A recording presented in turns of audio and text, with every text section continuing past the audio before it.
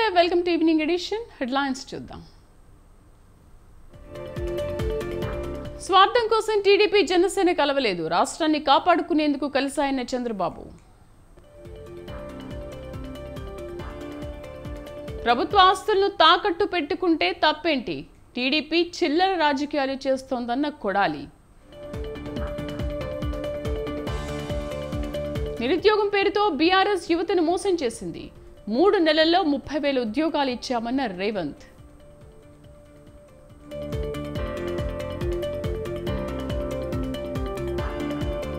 Lok Sabha MP అభ్యర్థులపై BRS focus. నలుగురిని confirm చేసిన గులాబీ బాస్.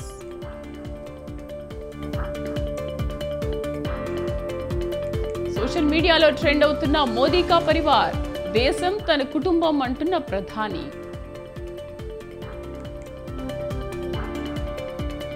లాభాల్లో ముగిసిన స్టాక్ మార్కెట్లు. సెన్సెక్స్ 66 పాయింట్లు, నిఫ్టీ 27 పాయింట్ల లాభం.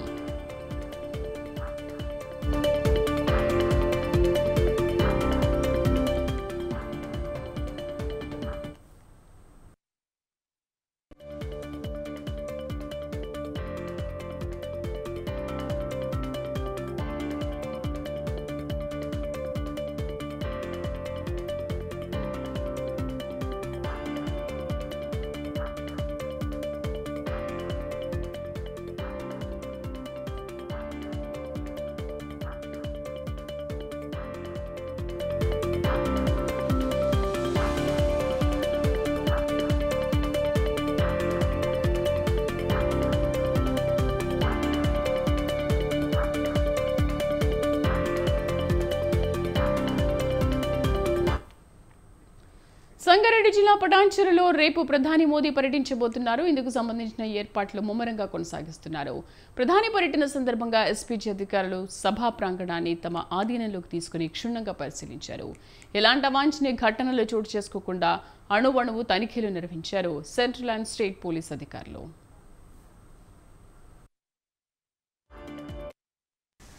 మరోవైపు ప్రధాని రాకతో బేగంపేట నుంచి సోమాజిగూడ వరకు అరగంట పాటు ట్రాఫిక్ ఆంక్షలు విధిస్తున్నట్లు ట్రాఫిక్ పోలీసులు తెలిపారు. ఇదే అంశంపై మరింత సమాచారం మా ప్రతినిధి ఉషా అందిస్తారు.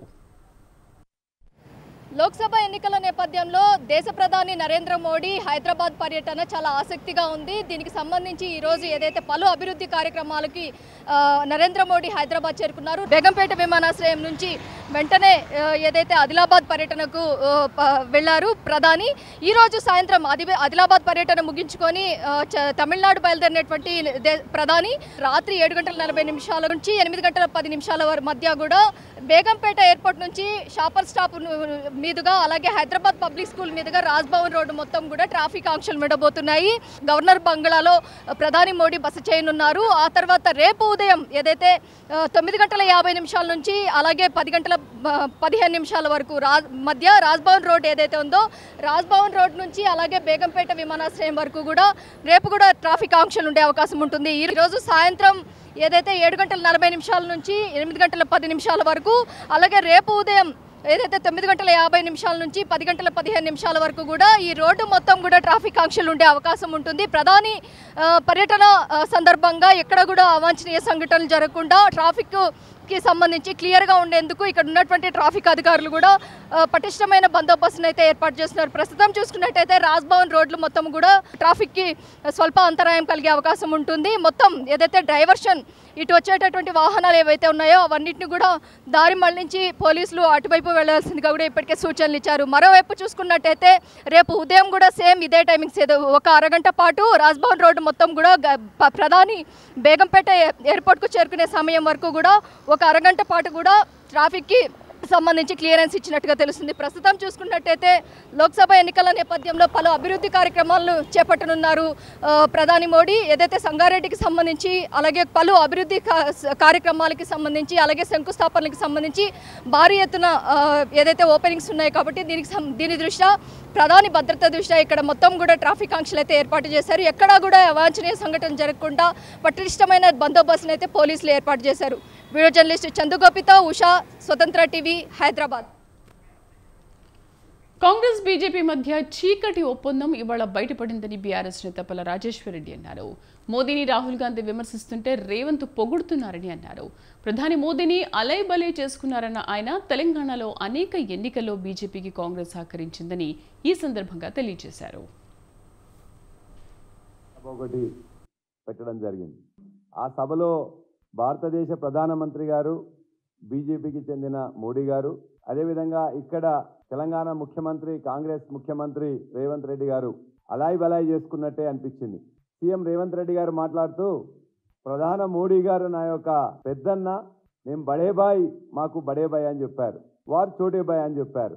ఈ బడేబాయ్ చోటేబాయ్ సంబంధం అనేది ఈ ఎన్నికల ముందు ఇంతకుముందు చాలా తక్కువగా రహస్య ఒప్పందాలు ఉండేది. ఇవాళ మాత్రం బయటికే వారిద్దరు మాట్లాడిన తర్వాత వాళ్ళ ముఖ కవలికలు, వాళ్ళ యొక్క సంతోషం చూస్తున్నట్లయితే బీజేపీ కాంగ్రెస్ యొక్క చీకటి ఒప్పందం తెలంగాణలో ఇవాళ బయటపడింది. వారు మాట్లాడుతూ చాలా వరకు గవర్నర్ గారిని, మిగతా వాళ్ళందరినీ కూడా మేము అందరం కూడా కలిసిపోయి ఉన్నట్టే ఉందని చెప్పారు. బీజేపీ ఎన్నికల సభ ఒకటి పెట్టడం జరిగింది. ఆ సభలో ఏపీ సెక్రటేరియట్ను జగన్ ప్రభుత్వం తాకట్టు పెట్టిందని టీడీపీ నేతలు గగ్గోలు పెడుతున్నారని ఎమ్మెల్యే కొడాలి నాని మండిపడ్డారు. ప్రజలకు అవసరమైనప్పుడు ప్రభుత్వ ఆస్తులను బ్యాంకులకు తాకట్టు పెట్టడం సాధారణ విషయమేనని చెప్పుకొచ్చారు. సచివాలయం అనేది కేవలం 10 ఎకరాల ఆస్తి మాత్రమేనన్న ఆయన, ఆస్తులు మాత్రమే తాకట్టు పెట్టాలనే విషయం రాజ్యాంగంలో రాశారా అని ప్రశ్నించారు.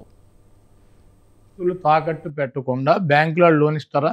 ప్రభుత్వ ఆస్తి తాకట్టు పెట్టకుండా బ్యాంకులో లోన్ ఇస్తాడా? పలానా తాకట్టు పెట్టాలి, పలానా తాకట్టు పెట్టకూడదు, పలానాది మార్టిగేజ్ చేయాలి, పలానా షూటీ చేయాలని ఏమన్నా డాక్టర్ బిఆర్ అంబేద్కర్ గారు రాజ్యాంగంలో రాశారా? సెక్రటేరియట్ అని చంద్రబాబు గడిదా? ప్రభుత్వం అంది. ప్రభుత్వం డబ్బులు కావాల్సి వచ్చినప్పుడు, ప్రజలకు అవసరమైనప్పుడు, బ్యాంకుల్లో డబ్బులు కావాల్సి వచ్చినప్పుడు మార్టిగేజ్ చేస్తారు, తాకట్టు పెడతారు, మళ్ళీ డబ్బులు కడతారు, రిలీజ్ చేసుకుంటారు. సెక్రటేరియట్ అని బాబు గడి సొత్తా, ఇది తాకట్టు పెట్టారు, అది తాకట్టు పెట్టారంటే వీడు పెట్టినయే పెట్టాలా? కానీ చంద్రబాబు నాయుడు పెట్టినటువంటి ఆస్తులు తాకట్టు పెట్టాలి ఏమైనా రూల్ ఉందా? రాజ్యాంగంలో రాసి ఉందా? పలానా ఆస్తి పెట్టాలి, పలానా ఆస్తి పెట్టకూడదు? అది ప్రభుత్వ ఇష్టం.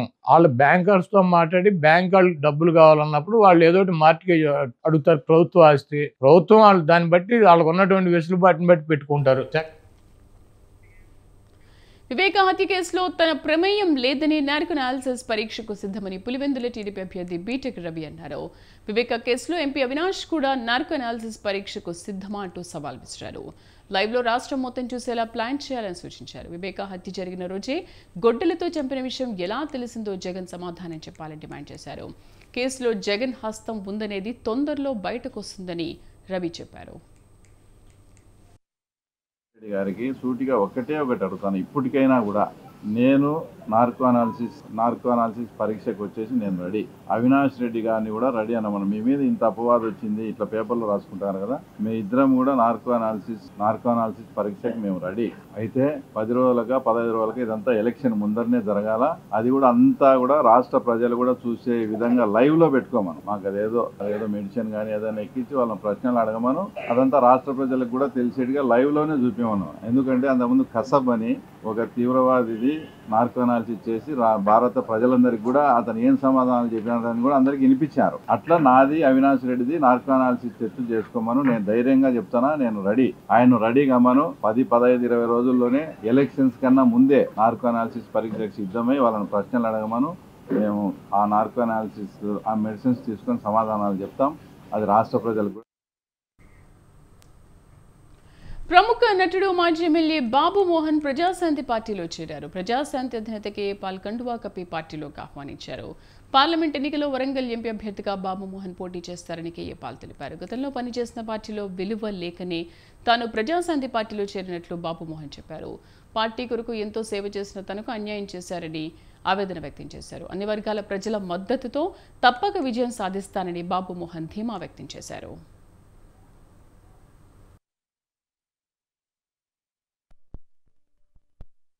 తెలంగాణలో వారు గెలవాలి, మీరు గెలిపించాలి. లక్షల మంది క్రైస్తవులు, దళితులు, బీసీలు, ముస్లింలు, బడుగు బలహీన ప్రజలు. ఎందుకంటే ఇప్పటి వరకు కుటుంబ పాలన లేదా 2-3% ఉన్న కుల పాలనే జరుగుతుంది తప్ప అంబేద్కర్ ఆశించిన పాలన జరగలేదు. అంబేద్కర్ ఆశయాలు జరగలేదు. కనుక డాక్టర్ బిఆర్ అంబేద్కర్ ఆశయాలు నెరవేర్చడానికి కేసీఆర్ గారు అన్నారు కదా దళితులను ముఖ్యమంత్రి చేస్తామని. చేశారా? లేదు. పోనీ ఇప్పుడు కాంగ్రెస్ పార్టీ అయినా ఏ పార్టీ అయినా ఏదో 2 సంవత్సరాలు దళితుడిని ఉమ్మడి రాష్ట్రంలో చేశారే తప్ప 60% ఉన్న బీసీలు కానీ 27% ఉన్న కాపులు కానీ ఈ 2 తెలుగు రాష్ట్రాల్లో ఒక్కరైనా ముఖ్యమంత్రి అయ్యారా? లేదు. కులాలకు మతాలకు పార్టీలకు అతీతంగా బాబు మోహన్ గారు క్యాంపెయిన్ చేస్తారు, ఆయన అనుచరులు క్యాంపెయిన్ చేయాలి. నేను వరంగల్ జిల్లాలో పుట్టాను. మా నాన్న అక్కడ టీచర్గా పనిచేశాడు మా నాన్న. కనుక నాకు వరంగల్ ఎంపీగా పోటీ చేయాలని ఉంది. అంటే అప్పుడు వచ్చింది ఆ కోరిక. నేను అసలు వద్దనుకున్న రాజకీయం. వరంగల్ ఎంపీ టికెట్ ఇస్తానంటే నేను బీజేపీలో చేరతా అంటే లక్ష్మణు ఇక రకరకాలు మురళీధర్ గారు మీలాంటి క్యాండిడేట్ మాకు ఎక్కడ దొరుకుతాడు సార్, మా అదృష్టం సార్, వరంగల్ టికెట్ మీకే సార్ అన్నారు. అని పోయినసారి నా పేరు పెట్టకుండానే లిస్టులో అతను ఎవరితో పెట్టి అతను డిపాజిట్ కూడా రాలేదనుకోండి, నేనైతే ఎంపీగా ఉండేవాడిని. ఇప్పుడు ఎవరితో పెట్టి పంపారు. నేను వెంటనే ఢిల్లీకి ఫోన్ చేశాను, ఏంటి వాటి తీస్తాను అడిగాను, లక్ష్మణ్ని తీసి పారేశారు. సరే ఇవన్నీ జరిగినాయి. వద్దురా నాయన రాజకీయం అనుకున్నా. అని నాకు మళ్ళీ ఎమ్మెల్యేగా పోటీ చేయమంటారని నాకు చిన్న డౌట్ వచ్చి వెంటనే ప్రెస్ మీట్ పెట్టి మరీ చెప్పిన నేను ఎమ్మెల్యే. 3 విప్లవ పార్టీలు కలిసి సిపిఐ-ఎంఎల్ మాస్ లైన్గా ఏర్పాటు చేయడం జరిగిందని సిపిఐ-ఎంఎల్ ప్రజాపంథ రాష్ట్ర కార్యదర్శి పోటు రంగారావు అన్నారు. సభ 2వ రోజుల భాగంగా 16 రాష్ట్రాల నుండి ముఖ్య అతిథులు పాల్గొన్నారన్నారు. ప్రపంచవ్యాప్తంగా ఉగ్రవాదాన్ని, దేశంలో మతోన్మాద రాజ్యాన్ని నిర్మూలించడానికి ప్రయత్నిస్తున్న నేపథ్యంలో కార్మిక వర్గం నుండి బలమైన పోరాటం చేయాలని ఈ మహాసభ ద్వారా పిలుస్తున్నామని ఆయన తెలిపారు.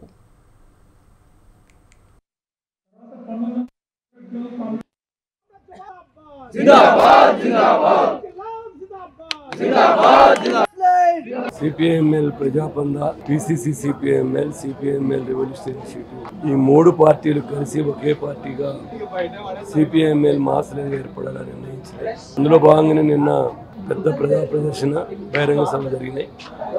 ఈరోజు రేపు డెలిగేషన్ సెషన్ 16 రాష్ట్రాల నుంచి ఎంపికైన 300 మందితో జరుగుతూ ఉంది. ఈ డెలిగేషన్ సెషన్లో జర్మనీ ఎంఎల్పిడి నుంచి, నేపాల్ నుంచి ప్రతినిధులు వచ్చి సందేశం ఇచ్చారు. అదేవిధంగా శ్రీలంక, మొరాకో ప్రతినిధుల సందేశాన్ని పంపించారు. భారతదేశంలో ఉన్నటువంటి కొన్ని సోదర కమ్యూనిస్ట్ పార్టీలు వాళ్ళ సందేశం పంపించారు. CPIML Praja Pantha, PCC CPIML, CPIML revolutionary initiative ఈ 3 పార్టీలు కలిసి ఒకే పార్టీగా సిపిఐఎంఎల్ మాస్ లైన్ ఏర్పడాలని నిర్ణయించింది. అందులో భాగంగానే నిన్న పెద్ద ప్రజా ప్రదర్శన, బహిరంగ సభ జరిగినాయి. ఈరోజు రేపు కృష్ణా జిల్లా వణుకూరులో ఓ మహిళ అనుమానాస్పద మృతి కలకలం రేపుతోంది. స్థానికంగా ఉన్న గొర్రెల కాపరి ఇచ్చిన సమాచారంతో సంఘటనా స్థలానికి పోలీసులు చేరుకున్నారు. హత్యకు గల కారణాలు క్లూస్ టీం సహకారంతో సేకరిస్తున్నారు పోలీసులు. హత్యకు గురైన మహిళ వయస్సు 35 సంవత్సరాలకు పైగా ఉంటుందన్నారు పోలీసులు. పోస్టుమార్టం నిమిత్తం మృతదేహాన్ని ఉయ్యూరు ప్రభుత్వ ఆసుపత్రికి తరలించారు.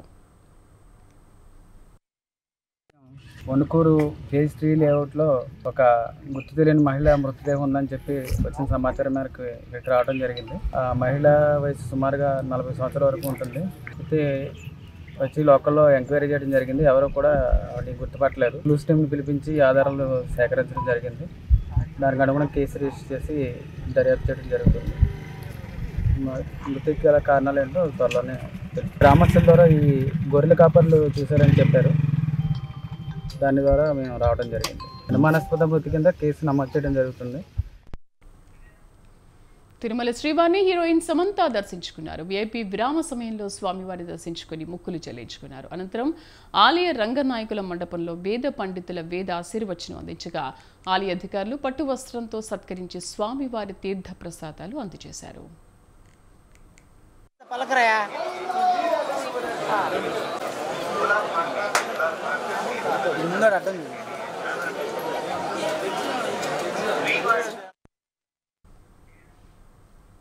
అలాగే తిరుమల శ్రీవారిని క్యారెక్టర్ ఆర్టిస్ట్ రమ్యశ్రీ దర్శించుకున్నారు. విఐపి విరామ సమయంలో స్వామివారిని దర్శించుకుని మొక్కులు చెల్లించుకున్నారు. దర్శనం అనంతరం రంగనాయకుల మండపంలో వేద పండితుల వేద ఆశీర్వచనం అందించగా టీటీడీ అధికారులు తీర్థ ప్రసాదాలు అందించారు. శ్రీవారి దర్శనం బాగా జరిగిందని, ప్రజలకు సేవ చేయాలని రాజకీయం వైపు వచ్చానన్నారు రమ్యశ్రీ. ఆయన కృప ఉంటే అది నాకనే స్పెషల్ ఏం కాదు, కానీ ఎలాంటి వాళ్ళకైనా చాలా బాగా అవుతుంది. నేనైతే చాలా అంటే ఆల్మోస్ట్ ఒక 2 hours అయిపోయింది. ఎవ్రీ ఇయర్లో ఏదో 6 months వన్స్ వచ్చేదాన్ని స్వామిని దర్శించుకోవడానికి, కానీ ఇప్పుడు 2 hours అయిపోయింది నేను వచ్చి. కానీ ఐఎమ్ వెరీ వెరీ హ్యాపీ అనమాట. ఆ భగవంతుని చాలా చాలా దగ్గర నుంచి చూశాను. ఆయన అనుమతి లేనిది ఎవరు ఈ కొండ పైకి కూడా రాలేరు అనేది మనం అందరం వింటున్నదే. అంత పవర్ గల గాడు మన వెంకటేశ్వర స్వామి. కానీ చాలా దగ్గర నుంచి చూసే అదృష్టం నాకు కలిగినందుకు నాకు చాలా ఆనందంగా ఉంది. ఎప్పుడు ఆయన దారి చూపిస్తారు, ఎప్పుడు నన్ను కూర్చోబెడతారో, ప్రజలకి నువ్వు సేవ చేసే అవకాశం వచ్చిందమ్మని ఎప్పుడు డిసైడ్ చేస్తారో ఆ గాడు, అప్పుడే నాకు ముందుకెళ్తాను.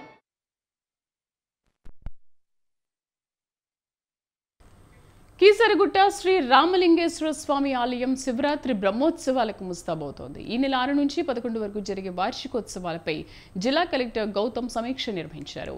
దీనికి స్థానిక MLA Mallareddy, ZP chairman Sarath Chandrareddy అధికారులు పాల్గొన్నారు. శివరాత్రికి పెద్ద సంఖ్యలో భక్తులు వస్తారని, వారికి ఎలాంటి ఇబ్బందులు లేకుండా ఏర్పాట్లు చేయాలన్నారు.